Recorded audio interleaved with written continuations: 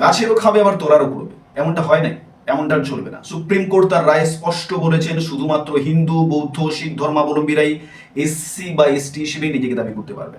এবার কেউ যদি মুসলিম বা খ্রিস্টান ধর্ম গ্রহণ করে তার এসসি বা এসটি মর্যাদা তৎক্ষণাৎ বাতিল হবে।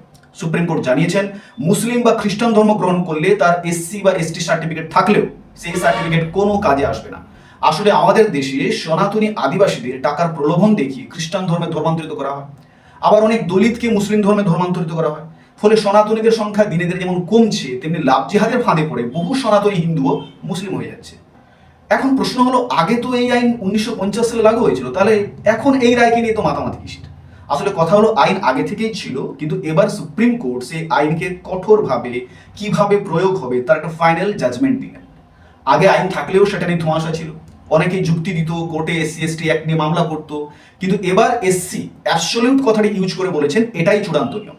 এবার সুপ্রিম কোর্ট এই রায়ে বলেছেন কেউ যদি আবার হিন্দু ধর্মে ফিরতে চায়, কারণ এখন সবাই বিপদে পড়ে হিন্দু ধর্মে ফিরতে চাইবে, তাই সুপ্রিম কোর্ট বলেছেন কেউ যদি হিন্দু ধর্মে ফিরতে চায় তাহলে তাদেরকে প্রমাণ করতে হবে যে সে আগে সত্যি এসসি বা এসটি ছিল, দ্বিতীয়ত খ্রিস্টান বা মুসলিম ধর্ম পুরোপুরি ছেড়েছে কিনা, এবং বর্তমানে হিন্দু ধর্ম রীতিনীতিটাকে অনুযায়ী ঠিকঠাক পালন করছে কিনা সেটাও দেখবে।